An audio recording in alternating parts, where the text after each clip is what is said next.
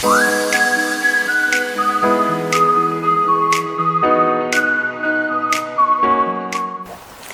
teman-teman, ketemu lagi nih sama aku Tania. Teman-teman udah lihat short video kita belum nih? Kalau belum, teman-teman bisa lihat dulu ya supaya nggak bingung. Karena di sini aku akan ngasih tahu lebih lanjut mengenai pelayanan-pelayanan apa aja yang ada di Mal Pelayanan Publik Kabupaten Karanganyar. Dan juga nanti akan ada segmen wawancara. Jadi stay tune ya.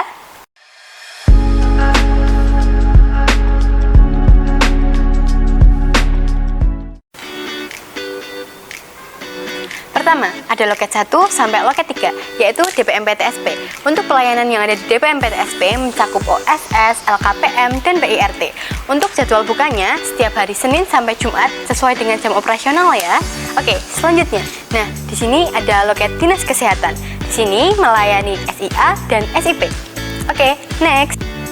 Di sebelah sini ada beberapa loket perbankan nih teman-teman. Sebelah kanan ada loket Bank Karanganyar. Lalu sebelah kiri ada Bank Jateng. Dan oke, lanjut. Di sini ada Bank Daerah Karanganyar.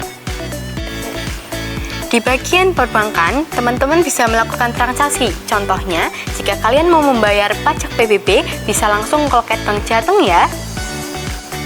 Tapi ada yang menarik nih teman-teman.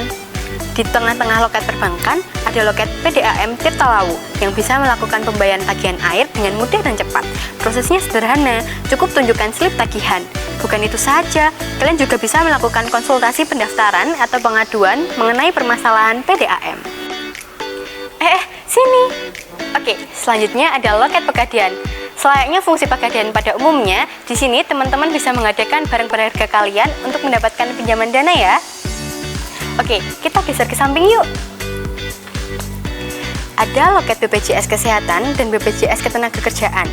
Di loket BPJS Kesehatan, teman-teman bisa mengurus pembuatan kartu BPJS Kesehatan agar kesehatan kalian bisa terjamin tanpa memikirkan biaya yang besar. Ini penting nih, bagi kalian yang sudah bekerja, bisa mengurus BPJS Ketenagakerjaan di Mal Pelayanan Publik untuk mendapatkan perlindungan jikalau ada kecelakaan kerja atau terjadi hal lain yang tak terduga. Tapi disclaimer ya untuk teman-teman, untuk kedua loket ini pelayanannya hanya hari Rabu dan Jumat. Kita geser ke loket selanjutnya yuk. Di pojok sini ada loket Taspen. Teman-teman tahu nggak sih kalau Taspen itu merupakan lembaga yang mengurusi asuransi dan tabungan pensiun untuk pegawai negeri sipil.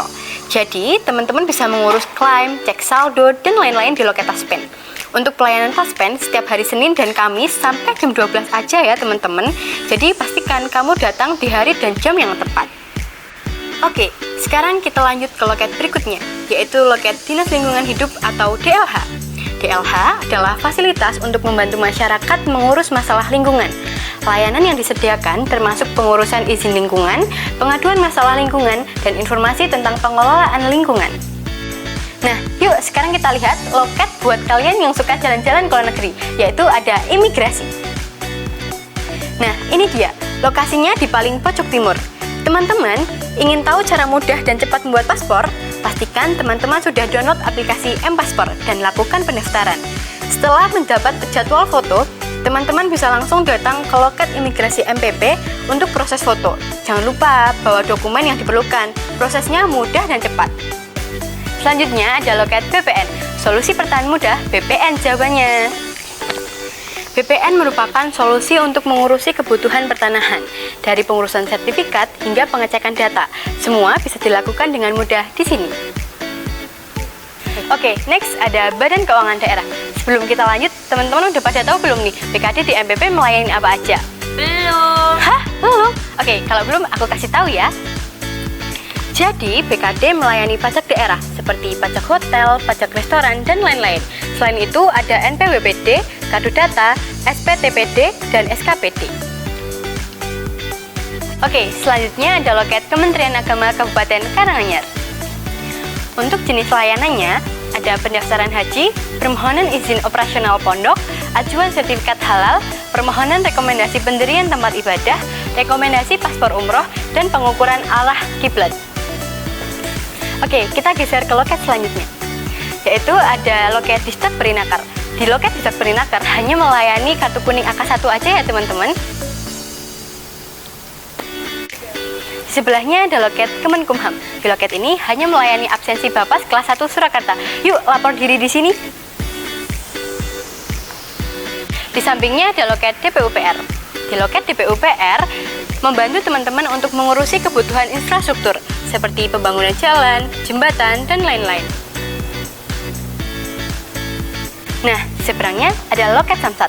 Buat teman-teman nih yang mau pajak kendaraan dan malas antri lama-lama di Samsat, teman-teman bisa datang di MPP Karanganyar. Dan untuk jam operasionalnya pukul 9 hingga 12 siang. Untuk harinya hari Rabu dan Kamis. Nah, buat teman-teman yang mau ngurus SKCK dan surat kehilangan, bisa langsung nih datang ke loket Polres, tepatnya di samping Samsat. Nah, di loket terakhir ada loket di Dukcapil. Di loket di Dukcapil melayani penggantian KTP, KK, dan KIA. Jadi teman-teman, ini penjelasan mengenai loket dan pelayanan yang ada di MPP Kabupaten Karanganyar. Buat warga Karanganyar dan sekitarnya yang belum pernah datang ke MPP, yuk datang sekarang. Halo teman-teman, kembali lagi nih sama aku di sesi Apa Kata Mereka. Penasaran sama apa kata mereka? Yuk ikutin aku terus. Selamat pagi Kak, kakaknya atas nama siapa dan habis dari loket mana? Selamat pagi, aku Mahda dari loket 4 dari DMPTSP. Oh iya, gimana nih Kak pelayanan yang ada di MPP Karanganyar ini? Lumayan bagus sih, memuaskan. Orangnya ramah-ramah. Mungkin ada kritik atau saran yang untuk membangun MPP Karanganyar ini bisa jadi lebih baik ke depannya mungkin Kak? Udah cukup bagus sih. Oh iya, mungkin kalau misalnya lain kesempatan, ada kesempatan bisa berkunjung di sini, kakaknya tertarik nggak nih Kak buat berkunjung lagi ke MPP? Mungkin kalau ada keperluan saya akan berkunjung lagi karena kan enak langsung ketemu sama orangnya. Oh gitu, terima kasih ya Kak, terima kasih atas kritik sarannya dan terima kasih atas waktunya. Selamat pagi Kak, atas nama siapa dan tadi habis dari loket mana? Iya, selamat pagi. Saya Vita dari loket 4. Di sini saya mau nanya nih Kak, kan tadi habis dari loket 4, gimana nih tentang pelayanannya nih Kak? Untuk pelayanannya cukup bagus, pegawainya juga lumayan cepat untuk pelayanannya, sama penjelasannya juga udah cukup jelas. Mungkin ada kritik saran yang membangun MPP Karanganyar nggak nih Kak? Mungkin lebih ditingkatkan buat ini sih, online-nya aja. Soalnya kalau kesini kayak cuma sebentar itu kasihan juga. Iya. Soalnya penyebaran wilayah Karanganyar kan cukup luas ya, sampai Colomadu juga. Kasihan kan jauh-jauh kesini cuma seperti itu. Atau mungkin untuk persyaratan dokumen yang sekiranya mau melakukan pengurusan perizinan atau yang lain-lain itu lebih dijelaskan, entah itu dari websitenya atau mungkin dari sosial medianya juga bisa. Soalnya saya rasa kalau untuk Instagramnya sendiri itu belum terlalu aktif, soalnya saya udah mencoba via DM tapi belum ada balasan. Ya. Terima kasih ya Kak, terima kasih atas kritiknya. Mungkin Kakak kalau misalnya ada di kesempatan, mungkin kalau misalnya bisa berkunjung ke MPP Karanganyar, kira-kira Kakak tertarik nggak nih buat datang ke MPP lagi? Mungkin tetap tertarik soalnya, tapi tergantung ya, itu mungkin kalau ada keperluan masih bisa kesini, tapi kalau enggak sepertinya juga enggak. Oh, iya. Terima kasih ya Kak atas kritik dan sarannya, terima kasih juga atas waktunya. Selamat pagi Pak. Pagi.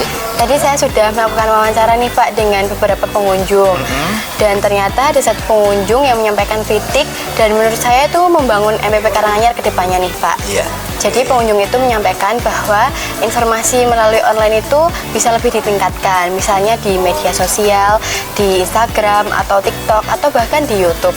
Dan di sini saya mau nanya nih Pak kepada Bapak, kan pegawai di sini. Iya.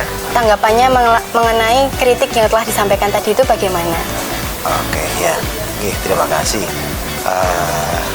Kami dari DPMPTSP selaku koordinator dari MPP Kabupaten Karanganyar berusaha memberikan sebaik mungkin untuk pelayanan masyarakat, baik itu pelayanan online maupun offline. Kemudian terkait dengan kritik-kritik dari masyarakat, kami terbuka dan terima kasih. Jadi itu bisa membuat kami untuk lebih meningkatkan lagi terkait dengan pelayanan masyarakat.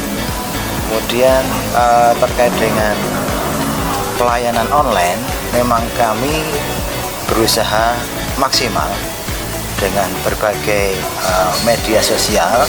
Kita berusaha update, kemudian berusaha on time, tapi tetap aja ada 1-2 yang perlu ditingkatkan. Nanti akan kami benahi ke depannya, dan kami tetap selalu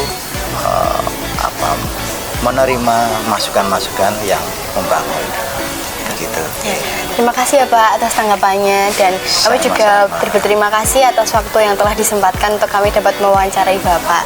Selamat pagi Pak. Pagi. Kita udah mendengarkan apa kata mereka dan juga tanggapan pegawai mengenai kritik dan saran yang telah disampaikan.